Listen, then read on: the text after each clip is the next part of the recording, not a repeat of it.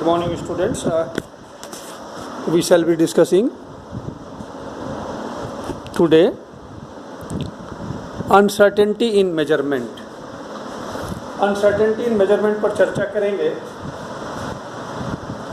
तो क्या है, while during the study of chemistry one has to deal with the experimental data, देखो, और theoretical calculation. जब केमिस्ट्री पढ़ रहे हैं तो कई बार एक्सपेरिमेंट्स करेंगे तो उसका डाटा है, थ्योरेटिकल कैलकुलेशंस है.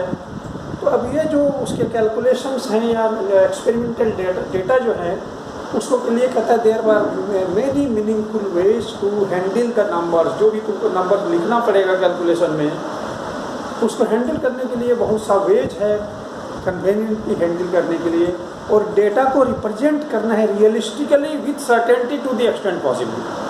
कि डेटा को हम रिप्रेजेंट करते हैं तो उसमें सर्टेनिटी होनी चाहिए. सर्टेनिटी माने त्रुटि रहित होना चाहिए, त्रुटि कम से कम हो जहाँ तक संभव हो. और उसके लिए देखो सबसे बड़ी बात है कि एक चीज़ जानना पड़ेगा, साइंटिफिक नोटेशन.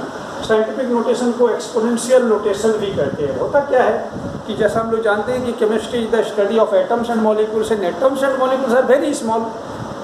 वेरी स्मॉल का मतलब उसका मास बहुत बहुत कम है. और एक छोटा सा सैंपल में भी, नमूना में भी एटम्स या मॉलिक्यूल्स का नंबर वेरी वेरी लार्ज होता है. एक एग्जाम्पल से समझ में आएगा कि 2 ग्राम हाइड्रोजन गैस तुम ले लो तो उसमें हाइड्रोजन गैस के मॉलिक्यूल की जो संख्या होगी वो यहाँ लिखा हुआ है. देखो तुम पढ़ते जाओ कितना है. 6022000000000000000 यानी 602 200 उसका 18 ठो जीरो. इतने मॉलिक्यूल्स हैं 2 ग्राम, मात्र 2 ग्राम हाइड्रोजन गैस में. Similarly mass of one hydrogen atom, एक हाइड्रोजन एटम का मास जो होता है 0.0000000000000000000000000000016 ग्राम. काउंट करोगे तो डेसिमल पॉइंट के बाद 23 जीरोज हैं, फिर 166 ग्राम है. सिमिलरली अगर हम लोग आगे डील करेंगे फिजिक्स में, speed of light, charge on electron, Planck's का कांस्टेंट, तो इसी तरह के नंबर्स मिलेंगे बहुत ज़्यादा जीरो वाले. उसमें बहुत सा जीरो होगा, आइदर डेसिमल के साथ होगा या बिना डेसिमल का ऊपर वाला का. अब ऐसे इतने बड़े बड़े नंबर, इतने जीरोज जहाँ इन्वॉल्व होंगे, इस तरह का लिखना भी फनी है. और ऐसे नंबर को काउंट करना और उसका मैथमेटिकल ऑपरेशन करना, ऐसे नंबर को ऐड करना हो, सब्ट्रैक्ट करना हो, मल्टीप्लाई करना हो, डिवाइड करना हो, it will become very difficult, very difficult. तो इस प्रॉब्लम को सॉल्व करने के लिए ही साइंटिफिक नोटेशन होता है. और साइंटिफिक नोटेशन में क्या होता है, ये नंबर्स जो होते हैं इसको एक कन्वेनियंट वे में लिखना होता है. कन्वेनियंट वे में कैसे लिखना होता है, हर नंबर को हम लोग लिखेंगे n × 10⁻n के फॉर्म में, इस फॉर्म में. इसमें कैपिटल N को डिजिट टर्म कहा जाता है, डिजिट टर्म कहा जाता है. और इसका वैल्यू होता है 1.000 से लेकर 9.9999, कुछ भी हो सकता है पर 10 नहीं होगा. 1 से कम नहीं होगा, 1 हो सकता है, 1 और greater, but less than 10. 9 point, चाहे पॉइंट पर कितना 9 लगा लो, but it should be less than 10. और ये जो ऊपर में स्मॉल एन है, this is an integer. N integer किताब में भले पॉजिटिव और निगेटिव लिखा है, बट इंटीजर 3 तरह का होता है. 0 इज ऑल्सो एन इंटीजर. तो इस रूप में लिखना है. फॉर एग्जाम्पल अब यहाँ पर देखो, इसको अगर साइंटिफिक नोटेशन में लिखना है 232.508, अगर इसको इसी तरह से लिखे थे तो साइंटिफिक नोटेशन नहीं, क्योंकि इसका इस तरह का फॉर्म नहीं हुआ है. तो क्या है, फर्स्ट डिजिट टर्म होना चाहिए 1 से बड़ा, 1 या 1 से ग्रेटर, 10 से छोटा. तो डेसिमल को 2 प्लेस लेफ्ट ले आओ. यहाँ से डेसिमल को उठाकर 232 के यहाँ से उठाकर यहाँ ले आओ, यानी 2 प्लेस लेफ्ट ले आओ. मैथमेटिक्स होता है 2 प्लेस डेसिमल को लेफ्ट ले जाने के लिए 10⁻² यानी 100 से डिवाइड करना पड़ता है, तब वहाँ जाता है. तो यहाँ आ गया, यहाँ आ गया. तो ये जो डिवाइड केस को मेकअप करने के लिए 10⁻² से मल्टीप्लाई कर दिया. और ये नंबर अब तुम देखो साइंटिफिक नोटेशन हो गया, because this number is a digit term and it's value is in between 1 and 10. इसका वैल्यू है और 10 के बीच है, 10 के बीच है. और ये 10⁻n का वैल्यू 2 हो गया. यानी डेसिमल को 2 प्लेस लेफ्ट ले जाना हो तो बगल में 10⁻+2 लगा. अब यहाँ दूसरा देखो 0.0000016, ये जो है 1 से काफ़ी छोटा है, उसमें था कि 1 होना चाहिए या 1 से बड़ा होना चाहिए। तो 1 से बड़ा करने के लिए डेसिमल को कहाँ ले जाना पड़ेगा, पता चलेगा 4 प्लेस राइट ले जाओगे तब होगा 1.6। अब किसी भी नंबर को डेसिमल को 4 प्लेस आगे राइट ले जाने के लिए 1 पर 4 जीरो यानी 10 टू द पावर 4 से मल्टीप्लाई करना पड़ता है। उतना से मल्टीप्लाई की है तब ये हुआ। तो एडजस्ट करने के लिए 10 टू द पावर -4 यानी 10 टू द पावर 4 से डिवाइड करना पड़ेगा। नियम ये हुआ कि अगर डेसिमल को 4 प्लेस राइट ले जाना है या जितना प्लेस राइट ले जाना है 10 पर पावर उतना माइनस में लगेगा, और जैसे 4 प्लेस है तो -4 होगा। तो इस तरह से शॉर्ट में बिना कैलकुलेशन किए भी किसी नंबर का साइंटिफिक नोटेशन लिखा जा सकता है। अब है क्या कि हमने बहुत बड़े बड़े नंबर या बहुत छोटे बहुत ज़्यादा जीरो वाले नंबर जो जिसको मैथमेटिकल ऑपरेशन मुश्किल था उसको साइंटिफिक नोटेशन में लिखने के बाद और परफॉर्मिंग मैथमेटिकल ऑपरेशन परफॉर्म करने के लिए हम लोग को क्या क्या सावधानियां रखनी है। फॉर एग्जाम्पल अगर मल्टीप्लिकेशन और डिवीजन करना हो तो कैसे करेंगे, multiplication and division. Multiplication and division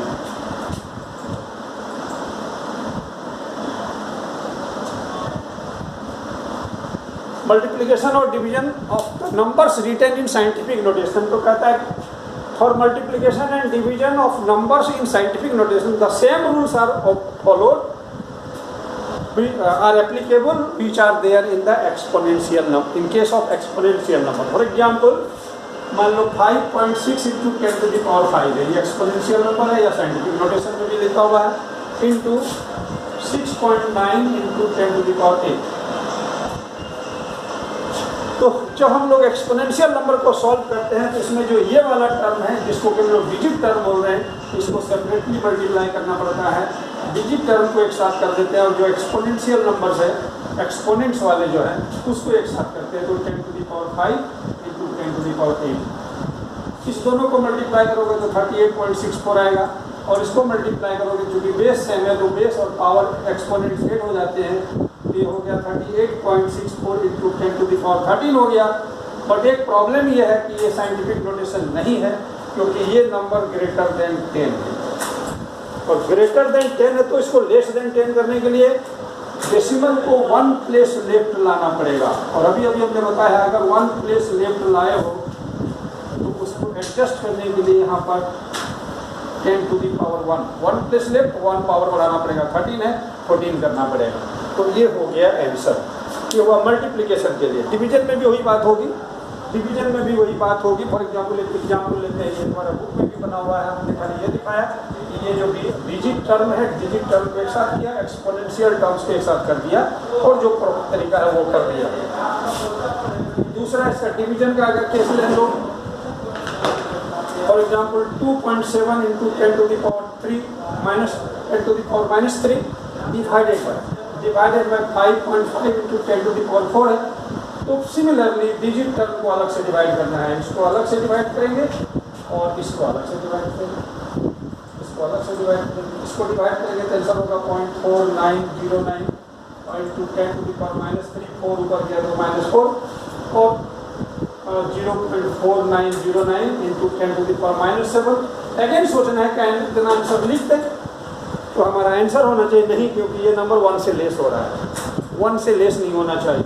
तो डेसिमल को 1 प्लेस राइट ले जाएंगे तो दिस विल बिकम 4.909, और अभी बताया था डेसिमल को जब कभी राइट ले जाओ तो पावर 10 to the पावर उतना ही माइनस होना चाहिए, एक प्लेस ले गए तो -1 होना चाहिए, -7 ऑलरेडी है तो -8 दिस इज द आंसर। तो ये है multiplication of and division in case of the numbers which have been written in scientific notation. अब चलो देखिए एडिशन और सब्ट्रैक्शन में क्या करना है, एडिशन और सब्ट्रैक्शन में क्या करना है, addition and subtraction, addition and subtraction.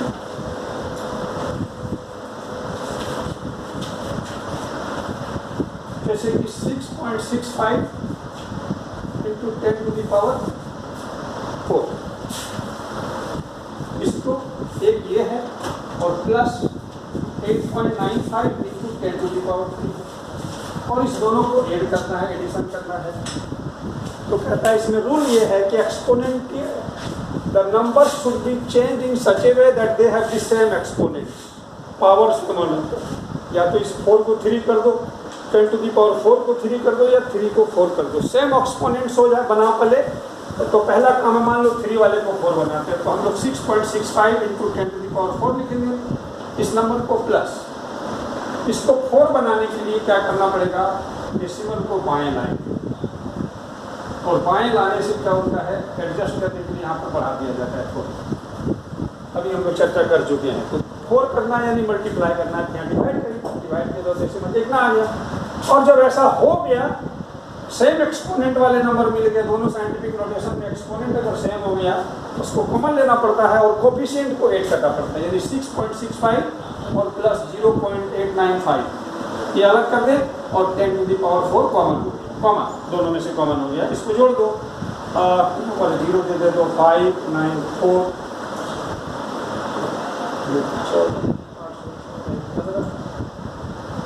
और ये 7.5 इतना इंटू 10 to the power 4 इसी टाइप से, यानी कोफिशिएंट को ऐड किया हम लोगों ने। तो देखो ये कोफिशिएंट, ये वाला कोफिशिएंट और ये वाला कोफिशिएंट जो कि डिजिट टर्म, तो डिजिट टर्म को ऐड कर दिया, और जो सेम एक्सपोनेंट वाला टर्म था उसको कॉमन लेके बाहर कर दिया। अगर सब्ट्रैक्शन करना होता तो सिमिलर वही प्रोसेस अपनाते, यहाँ माइनस कर देते हो जाता, और यहाँ माइनस करके जो आंसर आता वो ले लेते, एडिशन और सब्ट्रैक्शन हो।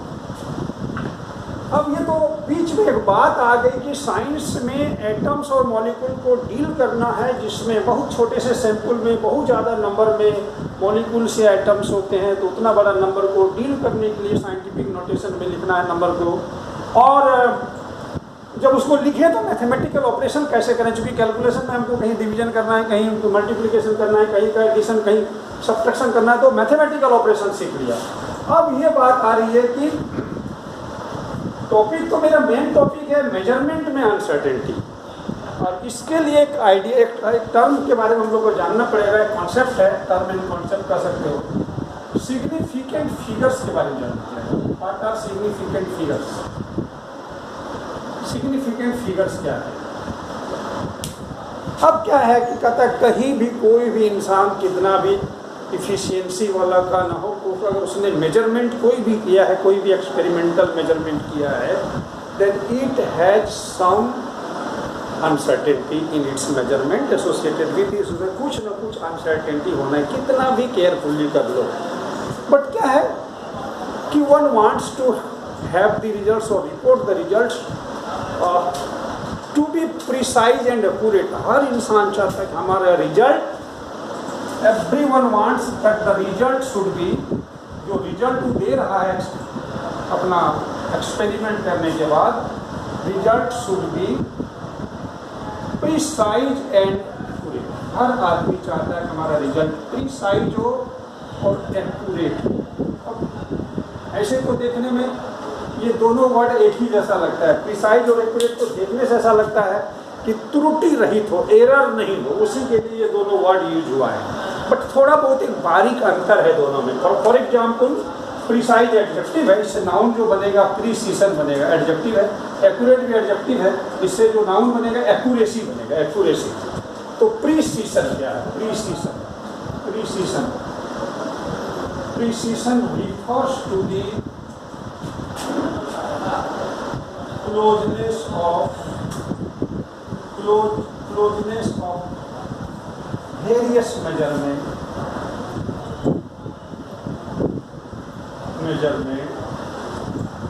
for the same quantity, measurement for the same quantity, same quantity,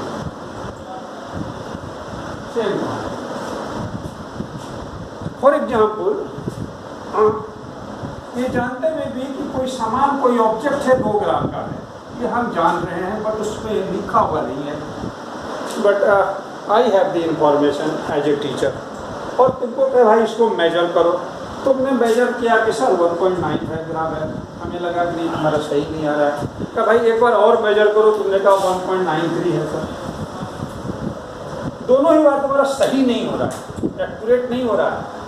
but क्या है, मेजरमेंट में क्लोजनेस है, उसी वही चीज़ दी है, तुमको कोई नया चीज़ नहीं दी है। क्या था? सेम क्वांटिटी को मेजर किया वेरियस मैंने कई बार, वेरियस मैंने विभिन्न बार, विभिन्न मेजरमेंट लिए, और उसमें क्लोजनेस है, तुम जो मेजर कर रहे हो गलती ही कर रहे हो, लेकिन बार बार वो मेजरमेंट क्लोज लग रहा है, जैसे 1.95, 1.93, then your result is precise, यानी तुम्हारे रिजल्ट में प्रिसीशन है, प्रिसीशन है। ऐसे रिजल्ट गलत होते हुए भी प्रिसाइज कहलाते हैं, प्रिसाइज कहलाते हैं। अब एक्यूरेसी क्या है? एक्यूरेसी क्या है? तुम्हारा रिजल्ट प्रिसाइज हो गया, एक्यूरेट नहीं है, यानी ट्रू नहीं है। एक्यूरेसी क्या है? Accuracy is the agreement of a particular value, agreement of a particular value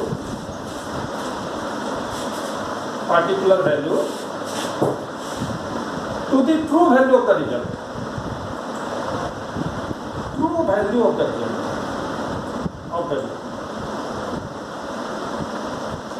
अब है क्या कि अगर कोई दूसरा लड़का क्या इसका वैल्यू एक बार बोला 1.9 ग्राम, 1.9 ग्राम बोले, नहीं ऐसा एक बार और बोलो तो 2.01 ग्राम, 1.99 ग्राम। तो देखो इसका वैल्यू दोनों बार जो लिया है, जैसे ये पहली बार ही लिया है, ये पार्टिकुलर वैल्यू काफी एग्री करता है ट्रू वैल्यू से, बहुत ज्यादा नहीं है, उसमें 0.05 का अंतर था, 0.7 का अंतर था, मात्र 0.1 का अंतर है। इतना तो एक्सपेरिमेंटल एरर कहा था ना, सम अनसर्टेनिटी तो होगी, तो इसलिए ट्रू वैल्यू से एग्री कर रहा था। हम कहेंगे भाई तुम्हारा रिजल्ट जो है एक्यूरेट है, यानी एक्यूरेसी इज देयर। अगर दूसरी भर का अच्छा एक बार और नापो, फिर इतना लाया, फिर मात्र 0.1 का अंतर है, 0.01 का अंतर है, कहेंगे भाई तुम्हारा एक्यूरेट है, यानी एक्यूरेसी है। और देखो दूसरी बात क्या है, इसके दो मेजरमेंट आपस में क्लोज है, इसका मतलब प्रिसाइज भी है। इस लड़के का मेजरमेंट एक्यूरेट भी है क्योंकि पार्टिकुलर वैल्यू से एग्री कर रहा है, ट्रू वैल्यू जो है उसका और उसका जो वैल्यू दिया हुआ है एग्री कर रहा है, तो एक्यूरेट है। और वेरियस मेजरमेंट यानी दो डिफरेंट मेजरमेंट उसने लिया और वो आपस में क्लोज है, तो प्रिसाइज भी है, किसको कहते हैं। अब क्या है, बोलो ठीक है, हर आदमी चाहेगा कि प्रिसाइज हो, एक्यूरेट हो, तो फिर अनसर्टेनिटी कहाँ है? तो अभी बात आई कि अनसर्टेनिटी तो होती ही है कुछ न कुछ किस हर मेजरमेंट में। और अनसर्टेनिटी कितनी होती है? अनसर्टेनिटी इंडिकेट होता है from the number of significant figures. अब सिग्निफिकेंट फिगर्स क्या है? सिग्निफिकेंट फिगर्स क्या है? सिग्निफिकेंट फिगर्स क्या है? Significant figures are the meaningful digits. Meaningful digits, ये डिजिट होते हैं, किसी भी मेजरमेंट को लिखने के लिए डिजिट यूज किया जाता है। Meaningful digits which are known with certainty, which are known with certainty, जो certainty के साथ जाना जाता है, which are known with certainty। तो बोलोगे ठीक है, सिग्निफिकेंट फिगर तो certainty के साथ जाना हुआ है, तो अनसर्टेनिटी कहाँ से आ गई?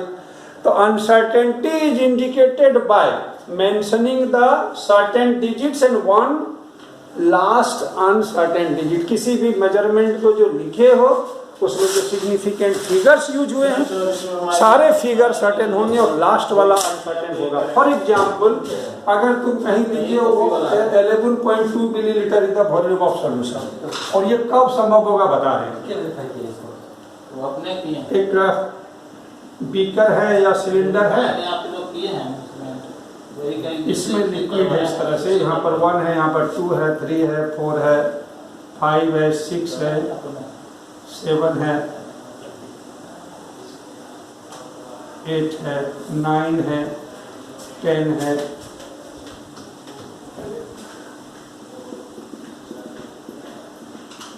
और यहाँ 12 है, और लिक्विड है यहाँ तक,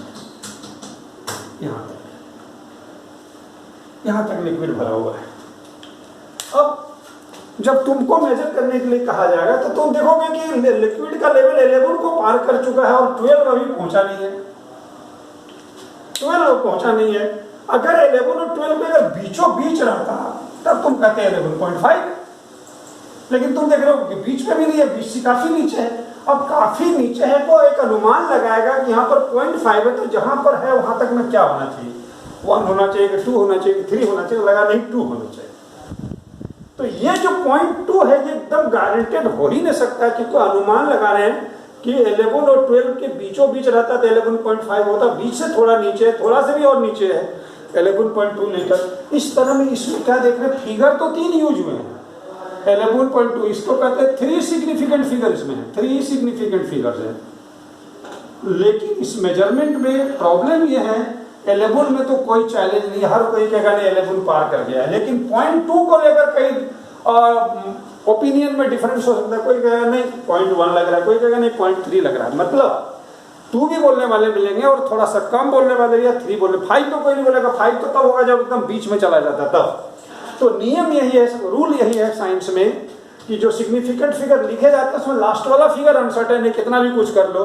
और जनरल रूल यही है कि उसमें +1 या -1 करने से उसकी सर्टेनिटी सुधार की जाती है, तो +1 या -1 किया जाता है। अब बोलो सर आपने कहा कि यहाँ 3 सिग्निफिकेंट फिगर से रूल कैसे है to determine the significant figures. तो कहा कि जितने भी नॉन जीरो डिजिट्स हैं किसी भी मेजरमेंट में, कहीं लिखा हुआ है 285 सेंटीमीटर, सभी नॉन जीरो है, सभी all the digits are significant, इसका मतलब इसके सिग्निफिकेंट फिगर्स 3 हैं, इसके सिग्निफिकेंट फिगर्स 3 हैं। अच्छा, उसके बाद है zeros preceding to the first non zero digit, यानी कोई नॉन जीरो डिजिट के पहले अगर जीरो है तो वो जीरो नॉट सिग्निफिकेंट है। तो जब ये दोनों सिग्निफिकेंट फिगर नहीं है तो यही एक मात्र बचता है, इसमें एक तो सिग्निफिकेंट फिगर है, इसमें 3 सिग्निफिकेंट फिगर है।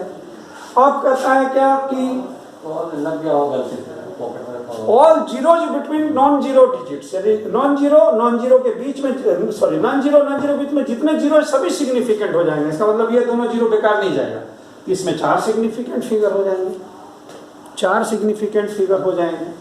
और कहता है अगर जीरोज राइट में है, या तो लास्ट में है या to the right of a decimal point है। फॉर एग्जाम्पल है इस तरह से है 1.2 और 0 है या 0, तो जहां पर 0 जो है डेसिमल के राइट में है, अंत में है लेकिन डेसिमल के दाहिने है, इसका सिग्निफिकेंट फिगर 4 हो जाएगा। लेकिन अगर डेसिमल नहीं है, फॉर एग्जाम्पल कहीं सिर्फ 100 लिखा हुआ, कुछ भी इसमें मेजरमेंट नहीं दिया हुआ है, तो इसमें सिग्निफिकेंट फिगर 1 होगा क्योंकि डेसिमल नहीं है। और इसी में अगर एक 0 दे दोगे तो सिग्निफिकेंट फिगर 4 हो जाएगा। डेसिमल यूज हो गया तो सारे जीरो दाहिने राइट में, नॉन जीरो डिजिट के दाहिने जितना जीरो है सब काउंट हो जाएगा। यहाँ पर एक 0 दे दोगे तो 5 हो जाएगा।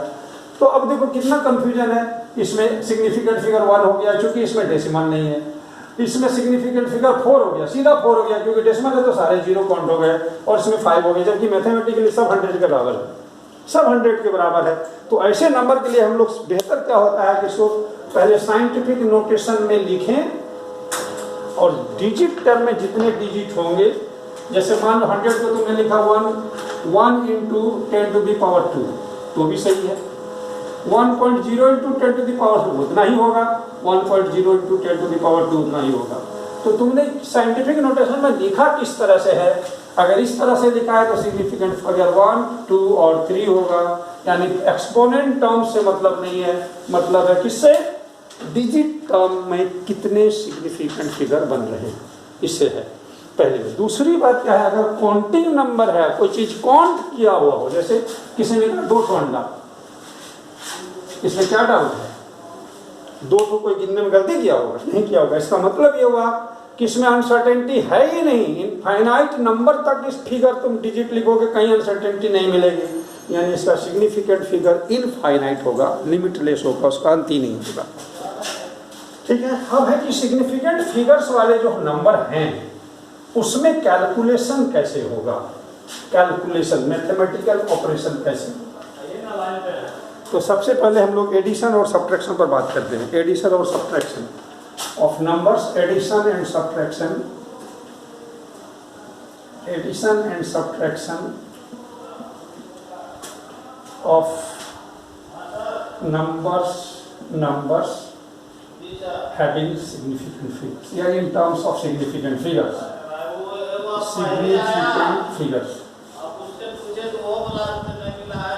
significant figures होगा, एडिशन और सब्ट्रैक्शन।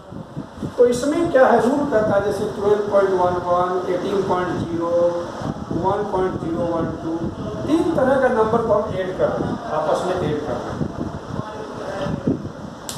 इसमें सिग्निफिकेंट फिगर नहीं देखना है एडिशन और सब्ट्रैक्शन में, इसमें देखना क्या है, डेसिमल के राइट में कितने डिजिट है। यहाँ 2 डिजिट है, इसमें 1 डिजिट है, इसमें 3 डिजिट है, तो मिनिमम 1 है। तो रिजल्ट जब हम लिखेंगे इसको, अगर सिंपल मैथमेटिक्स से तरह ऐड करोगे तो 1 2 2 आएगा। देखिए, तो जब इसको इस तरह से लिखा जाए तो रिजल्ट कैसे लिखना है, रूल क्या कहता है, the result can not have more digits to the right of decimal. फिर से सुनना, रिजल्ट में can not have more digits to the right of decimal than either of the original number. हमारा ओरिजिनल नंबर पहला ये है, इसमें 2 digit है, इसमें 1 डिजिट है, इसमें 3 डिजिट है, इसमें से किसी से भी रिजल्ट का डिजिट दशमलव डेसिमल के राइट में ज़्यादा नहीं होना चाहिए, बराबर हो सकता है, बराबर होगा तो 1 होगा, यानी हमारा रिजल्ट जो है रूल के हिसाब से जो रिजल्ट होगा 31.1 ही लिखना पड़ेगा। सब्ट्रैक्शन में भी यही रूल है।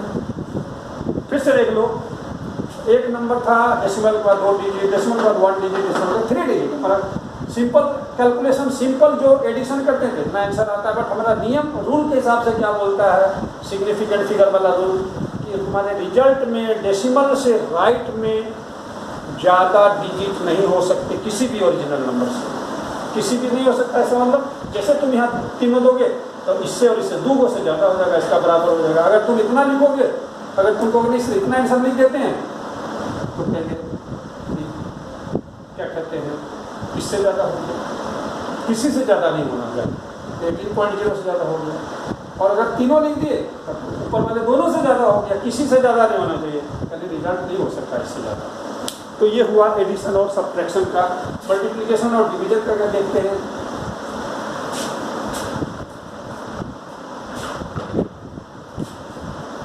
मल्टीप्लिकेशन एंड डिवीजन,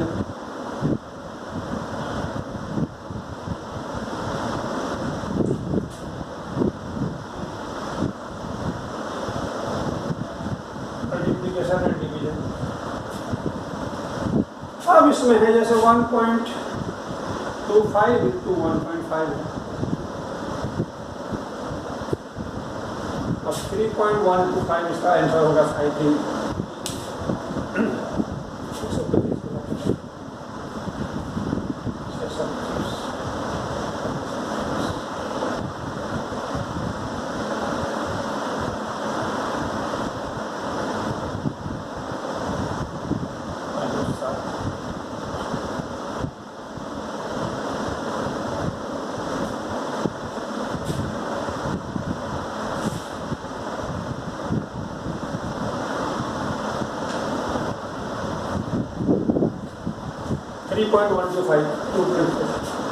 अब इसमें देखो, इसमें देखना है मल्टीप्लिकेशन एंड डिवीजन में तुमको सिग्निफिकेंट फिगर कॉल करना है। तो सिग्निफिकेंट फिगर पहला वाला नंबर में है 3 और इसमें है 2।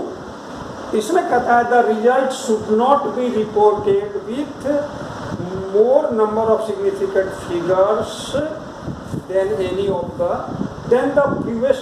Number with fewest significant figure. सबसे कम सिग्निफिकेंट फिगर इसमें 2 तो इसमें 3 तो रिजल्ट जो है जो सबसे कम सिग्निफिकेंट फिगर वाला नंबर है उससे ज़्यादा नहीं होना चाहिए, यानी 2 ही वाला होना चाहिए। ये आंसर सिंपल मैथमेटिक्स में तो चल जाएगा, यहाँ के रूल के हिसाब से 3.1 लिखना पड़ेगा और 25 को हटाना पड़ेगा, रिमूव करना पड़ेगा। अब हम लोग देखते हैं कि दोनों जगह रिमूव की, एक जगह था 3.122 तो 2 हटा दिए, यहाँ पर है 3.125 तो हम लोग 25 को हटा दिए। तो ये जो नंबर को रिमूव किया जाता है इसको कहते हैं राउंडिंग ऑफ। रूल कह रहा था कि इतना डिजिट को हटाना है, हटा दिया। तो राउंडिंग ऑफ का कुछ रूल्स है। जब हमको सिग्निफिकेंट फिगर या डेसिमल के राइट साइड में डिजिट को सर्टेन डिजिट एज पर रूल रखना, बाकी डिजिट को हटाना है, तो राउंडिंग ऑफ रूल्स को कहते हैं। Rounding off rules, rounding off rules. तो कहता अगर मान लो 1.386 है और हम चाहते नहीं 6 को रिमूव करना, 6 को रिमूव करना है क्योंकि सिग्निफिकेंट फिगर 4 हो गया, 3 सिग्निफिकेंट फिगर में आंसर लिखना है। तो कहता है if the digit to be remove is greater than 5, अगर वो ग्रेटर देन 5 जिसको रिमूव करना है इसको, अगर वो ग्रेटर देन 5 है तो प्रीसीडिंग डिजिट यानी उससे ठीक पहले वाले डिजिट को में 1 इंक्रीज कर देंगे, यानी 8 से 9 कर देंगे और रिजल्ट हो जाएगा 1.3। इसी जगह फिर से अगर if the digit to be removed is greater than 5, जिसको रिमूव करना है उसको ग्रेटर, तो उससे पहले वाले में 1 इंक्रीज कर देंगे। टी पर if the digit to be removed is less than 5 then there is no change in the preceding number, इसमें कोई चेंज नहीं होगा, ठीक है। और अगर 5 है, 5 है, अगर 5 है, अगर 5 डिजिट टू बी रिमूव, उसको हटाना हो, तो उससे पहले वाले में इंक्रीज करें कि नहीं करें, वो उसके लिए रूल है। जैसे अगर इवन है तब कोई चेंज नहीं होगा, 5 को रिमूव करने से पहले वाला जिस पर चेंज करना चाहते हैं वो इवन है, नो चेंज। और यदि ये ऑड रहता तब ऑड को इंक्रीज बाय 1 करते। तो ये कुछ राउंडिंग ऑफ रूल है, मतलब नियम के हिसाब से कुछ डिजिट्स को रिमूव करना है उनको राउंडिंग ऑफ करने के लिए, तो ये रूल्स है। अब है dimensional analysis. Dimensional analysis, dimensional analysis, इसको ये भी कहते हैं factor level method,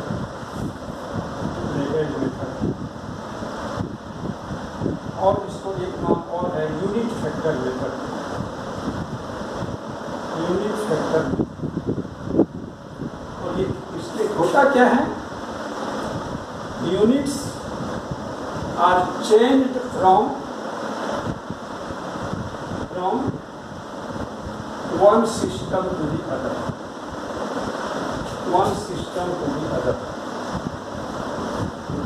for example मान लो CGS सिस्टम में अगर है और तुम चाहते हो SI में कर दें, CGS में है चाहते हो FPS में कर दें, एक्सेट्रा, इस तरह से कुछ करना होगा। For example 3 inch metal piece कोई है, मेटल का कोई पीस है और इसका length express this length in centimeter, length in centimeter, यानी इस मेटल पीस का लंबाई 3 इंच है। IN मतलब इंच, INCH पूरा लिखने की जरूरत नहीं है, इंच को IN लिखने से काम चलेगा, जैसे सेंटीमीटर को CM लिखने से काम चल रहा है। तो अब सवाल यह है कि 3 इंच को सेंटीमीटर में कन्वर्ट करना है, तो सबसे पहले इंच और सेंटीमीटर का रिलेशन जानना पड़ेगा। जैसे 1 inch equal to 2.54 centimeter, imply 1 inch को अगर सेंटीमीटर को नीचे डिवाइड कर दें 2.5 से 4 सेंटीमीटर लिख दें तो राइट साइड में बचा 1। और कोई करेगा नहीं, हम गलती इसी को ऊपर रखें, 2.54 सेंटीमीटर को ऊपर रख दें और 1 इंच को नीचे रखें, लिखेंगे जरूर। अब देखेंगे इसका भी वैल्यू 1 है और इसका भी वैल्यू 1 है, इसलिए इस फैक्टर को भी यूनिट फैक्टर कहते हैं क्योंकि इसका वैल्यू 1 है, और इसको भी कहते हैं यूनिट फैक्टर क्योंकि इसका भी वैल्यू 1 है। अब जब इसका वैल्यू, ये जो सर्किल हम लोग घेर दिया, अगर इसका वैल्यू 1 है और मैथमेटिक्स कहता है किसी भी नंबर को 1 से मल्टीप्लाई करने से अनअफेक्टेड रहता है, यानी किसी नंबर को इससे मल्टीप्लाई कर दें तो कोई फर्क नहीं पड़ेगा, या इससे मल्टीप्लाई कर दें तो कोई फर्क नहीं पड़ेगा। अब हमारा क्वेश्चन देखो, इंच वाला क्वेश्चन है, सेंटीमीटर में बदलना है, तो रूल ये है कि जिस यूनिट में तुमको आंसर चाहिए वो यूनिट वाला यूनिट फैक्टर ऐसा चूज करना पड़ेगा कि वो यूनिट न्यूमरेटर में दिखना चाहिए। यहाँ तो न्यूमरेटर में इंच है, हमको बनाना है सेंटीमीटर, तो ये वाला यूज करेंगे। यानी हमारा क्वेश्चन ना 3 इंच का मेटल था, हम लोग 3 इंच इंटू 1 लिखने में कोई दिक्कत ही नहीं है, क्योंकि 1 से मल्टीप्लाई करते कोई फर्क ही नहीं पड़ता है। और 1 का वैल्यू ये इसमें से चूज करना है या इसमें से चूज करना, अभी बोले अगर सेंटीमीटर में आंसर है तो ये करेंगे और इंच रहता तो ये करते। तो 3 इंच लिखना नहीं भूलना है, और 1 के बदले 2.54 सेंटीमीटर और डिवाइडेड बाय 1 इंच, और ये इंच और इंच कट गया।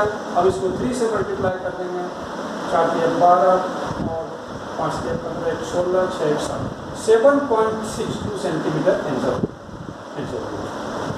तो ये इसमें क्या किया हम लोगों ने, जानबूझकर इंच को सेंटीमीटर बनाने के लिए पहले 3 इंच क्वेश्चन लिखा उसको लिखकर 1 से मल्टीप्लाई किया और देख लिया कि 1 इक्वल टू कितना था, वो पहला वैल्यू पुट कर दिया, आंसर आ गया। सिमिलरली एक दूसरा क्वेश्चन है कि 2 लीटर को 2 लीटर वाटर है, 2 लीटर वाटर है और इसको कन्वर्ट करना है इनटू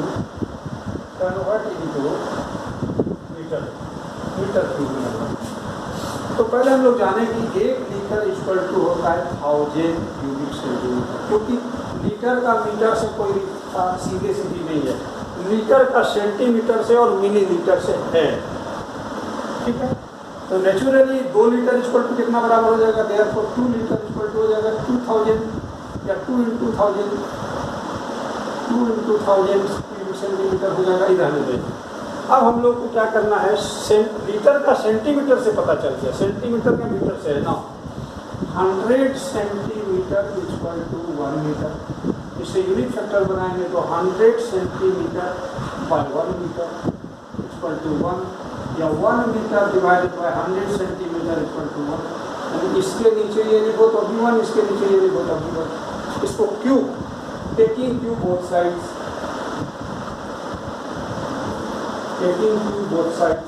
दोनों तरफ अगर क्यूब ले, यहाँ पर हो जाएगा 100 का 3 बार करें तो डायरेक्ट कर देते हैं 10⁻6 सेंटीमीटर क्यूब, और ये 1 meter cube equal to 1 cube को कोई फर्क नहीं पड़ेगा, यहाँ पर 1 मीटर क्यूब, फिर उसी तरह से 10⁻6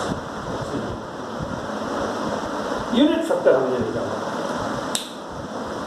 यूनिट फैक्टर निकाल कर रख लिया। अब हम क्वेश्चन पर आते हैं। फिर से क्वेश्चन है मेरा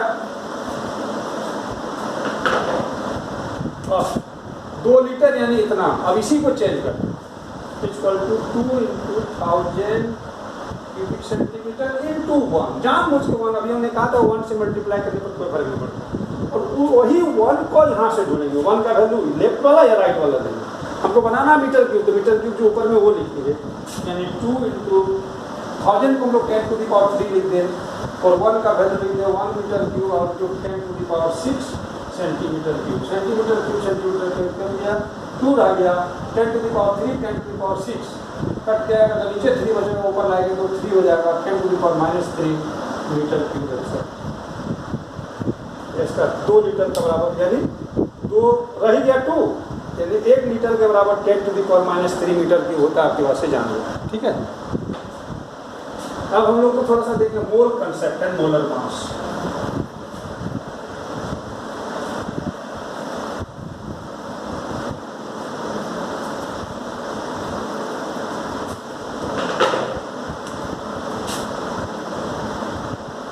मोल concept and molar mass. Mole concept and molar mass. फिर से हम लोग जानते हैं कि chemistry is the study of atoms and molecules, and atoms and molecules are very small in size, and in a very small sample there are so many the atoms are or molecules are present in very large numbers. Then what do we do in our daily life for counting 12 numbers? 12 की संख्या हमको है तो डॉजेंस, we call it डॉजेन, 1 डॉजेन। अगर 20 की संख्या में तो 2 करते हैं स्कोर्स, 144 है तो ग्रोस। और एटम और मॉलिक्यूल तो बहुत बड़ा नंबर है, तो क्या कहे, मिलियन बिलियन ट्राइलियन सब फेल है, सब छोटा पड़ जाएगा, वेरी लार्ज नंबर। तो उतने बड़े नंबर को रिप्रेजेंट करने के लिए बड़ा यूनिट चाहिए, और वो बिग यूनिट है मोल। और मोल हम लोग जानते हैं अमाउंट ऑफ सब्सटेंस बताता है, तो बेसिक यूनिट है, हम लोग चर्चा कर चुके हैं, बेसिक यूनिट है। अब कहता है कि 1 मोल ऑफ एनी सब्सटेंस, किसी भी सब्सटेंस का, सोडियम हो, पोटासियम हो, मैग्नीशियम हो, अल्युमिनियम हो, हाइड्रोजन, नाइट्रोजन, ऑक्सीजन हो, वाटर हो, सोडियम क्लोराइड हो, any substance, 1 mole of any substance, 1 mole of any substance, 1 mole of any substance, any substance में कोई बंधन नहीं, कोई substance, the amount of the substance is the amount or quantity of the substance,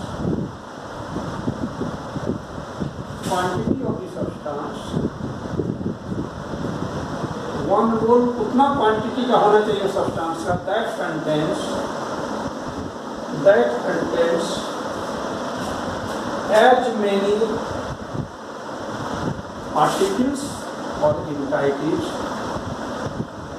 entities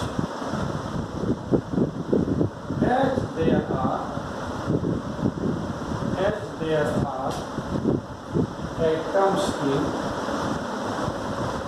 12 gram of carbon. और carbon का variety होना चाहिए C12।